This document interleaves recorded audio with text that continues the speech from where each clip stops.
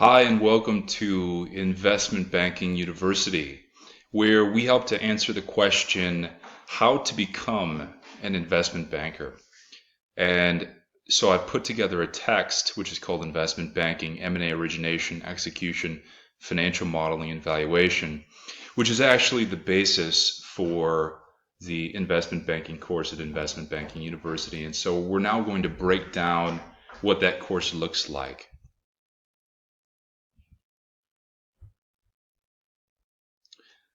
So the course syllabus for Investment Banking University is broken down into 5 parts. The first part being perpetuity science, and that helps to shape the foundation for what we're going to be talking about on the sell side, the buy side, the build side. And then it's going to go into the foundations of finance, and this is where we're going to get into some technical financial modeling and valuation. And what we're doing is we're modeling a perpetuity and what that ultimately looks like in gradations, of course. And then we're going to be looking at the build side, which is actually the building of a perpetuity, the process there, and how that is important to understand for an investment banker. And then ultimately the sell side, which is investment banking. So there we're going to go into a little bit more depth later on in this presentation.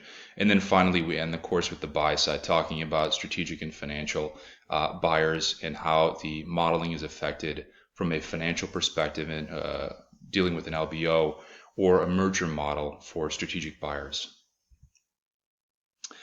So when we break down perpetuity science, we're really breaking it down into 4 parts, as you can see in this diagram: the build side, the sell side, buy side, and then we're putting in the foundations of finance, which really tie it together. We first talk about the perpetuity methodology in the course, and then we go into why perpetuities exist, and we deal with the standard of living and go into greater depth as to perpetuities related to building or the buying of them, and we talk about our options there. And then finally we talk about how we tie in business into the science of the perpetuity. As we move through the course to the foundations of finance, we introduce the tracking of value, which is known as accounting, and we track value with accounts.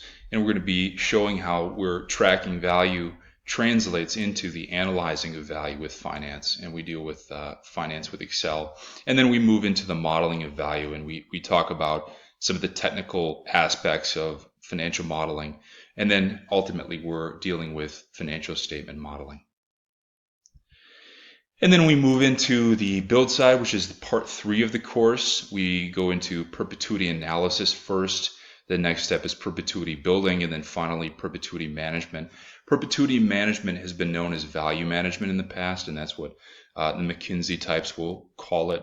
But we're tying this together into perpetuity science. So this is really what we're going to be calling perpetuity management. And then perpetuity building has a distinct process as well.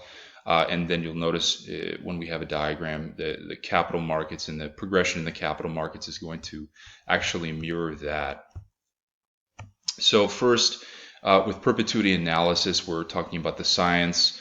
We're talking about going into the actual market analysis, the value chain analysis, gap analysis from a strategic perspective, and then the technical engineering analysis, which is the product or the platform.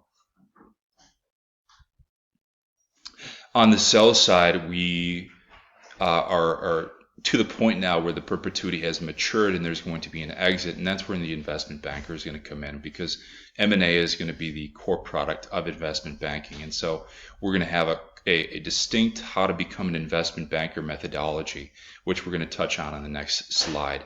But we've broken down the sell side between the middle market, M&A multiples, M&A origination, mandate, target matching, deal structuring, M&A process, firm management, and deliverables and coverage. And we're going to go into greater detail on deliverables and coverage a little bit later on. But for right now, we're going to talk about index building and analysis, financial data sources, industry or sector newsletter, a report, and then Rolodex building. Because we're not simply looking to work 80 hours a week as an analyst and then quit investment banking and do something else. We're trying to build a long career in investment banking and ultimately get to the higher levels of director and above and be able to really see the fruits of our labor in that process. So going into greater detail about how to become an investment banker methodology, we've broken it down between, it's a process. So initially there's coverage. We're going to be building our own index. We're going to be talking about a vertical report and newsletter generated from that index and the analysis of that index, and that's going to be coverage. And then we're going to be pulling a target screen and then working through an origination methodology that you'll be learning in Investment Banking University. And then when we build relationships with strategic and financial buyers, we're going to get their mandates. And then we're going to match those mandates to the targets that are actually available in the marketplace at a given time. And then from then on, we're going to structure the deal. And then we're going to set up the logistics for a buyer and seller meeting. And then ultimately we're going to have to come to an understanding of adjusted EBITDA, what that's going to look like to help price an offer. And then we're going to establish the final valuation from the buyer's perspective, and then analyze the offer that's associated with it. And then finally, we're going to draft a purchase agreement and help to structure that. Oftentimes for the larger deals, a legal representative is going to be in charge of that process. But the investment banker is, of course, going to have influence over that. And the deal structuring that happened earlier on in the process is going to ultimately shape what that contract is going to look like. And then finally, we're going to have the due diligence data room that we set up. And then at closing, we're going to make sure that we're on the flow of funds document, making sure we get paid.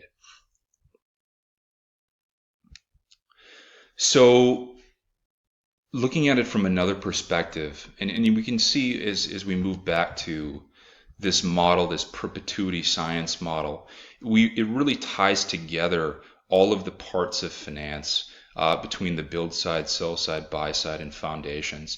It's really different sides of a same coin, if you will. And for the buy side, we're going to be talking about buying a perpetuity. Obviously, we want to make sure it's a perpetuity. And we're going to be building out the operating model consistent with what we had built out before, the financial statement model. And then depending on whether we're a financial or strategic buyer, that's going to ultimately shape the model that we use. And then for an LBO, we're of course looking at an IRR, and we're going to make sure that meets our hurdle rate as provided by our, as stated by our capital providers. And then on the strategic side, we're going to do an accretion dilution analysis and balance sheet effect analysis to make sure that it's going to be a strategic fit as well as accretive. And that is our How to Become an Investment Banker course taught at Investment Banking University. You can go to investmentbankingu.com and register. And also we have a book that is being made available, this very book, Investment Banking, M&A Origination, Execution, Financial Modeling, and Valuation.